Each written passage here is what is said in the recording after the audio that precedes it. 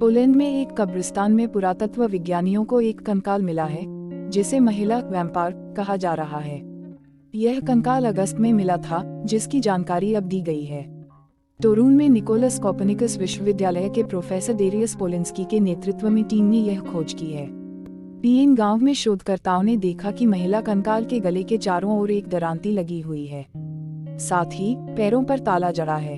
ताला और दरांती 17वीं सदी के अंधविश्वास से जुड़े हैं। प्राचीन मान्यताओं के मुताबिक कृषि उपकरणों का ऐसा इस्तेमाल इसलिए किया जाता था ताकि मुर्दा वैम्पायर जिंदा होकर वापस न लौट सकें।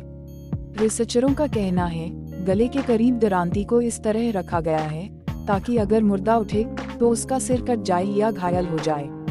पोलैंड में 17वीं सदी में वैम्पायरों से बचने के लिए इस तरह के उपाय अपनाए जाते थे। कंकाल के सिर पर रेशम और सोने या चांदी के तारों से बनी टोपी थी, जो बताता है कि उसकी सामाजिक स्थिति बेहतर थी। साल 2014 में भी उत्तर पश्चिमी पोलैंड के एक कब्रिस्तान में 6 कथित वैम्पायर कंकाल पाए गए थे।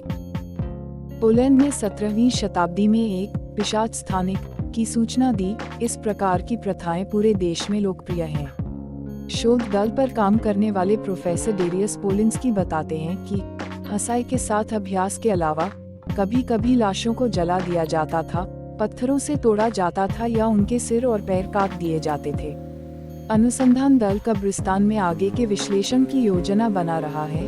नई तकनीक की सहायता से क्षेत्र का सर्वेक्षण करने में सक्षम होने के लिए क्राको विश्वविद्यालय में पुरातत्व संस्थान के अधिक शोधकर्ताओं ने अवशेषों पर डीएनए परीक्षण किया है ताकि अनाम महिला के बारे में अधिक जाना जा सके।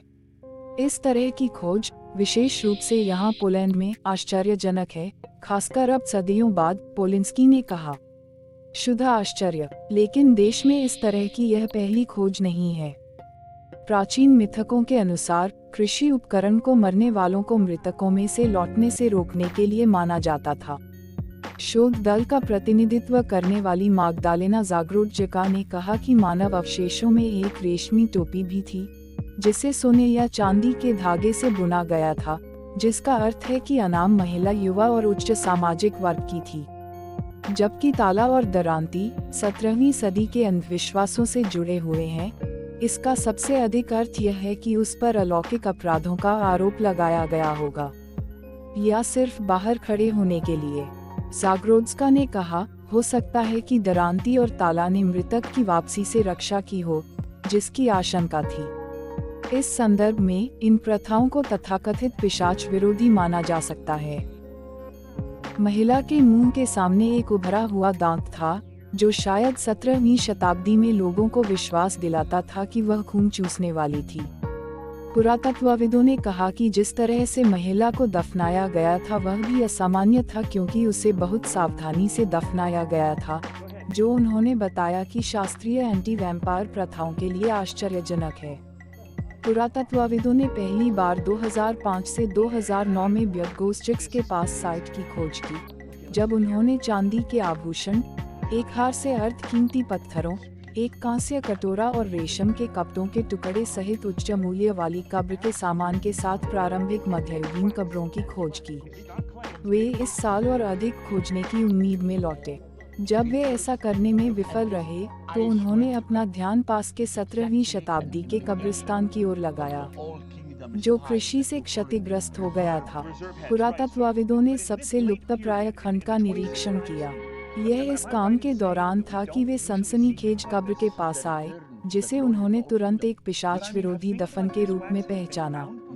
2008 में क्राको में रिनेक ग्लोनी के तहत कटे हुए सिर वाले कंकालों की एक पूरी श्रृंखला पाई गई थी। 2014 में कामिल पोमोस्की में एक शव की खोज की गई थी, जिसमें एक ईंट का एक टुकड़ा जबरदस्ती उसके मुंह में डाला गया था, ताकि उसके सभी ऊपरी दांत खटखटाए जा सकें। उसका पैर भी ड्रिल किया गया था ताकि वह अपनी कब्र से न उठे। पीएन से मिले अवशेषों को टोरून ले जाया गया है, जहां उनका विस्तृत परीक्षण किया जाएगा।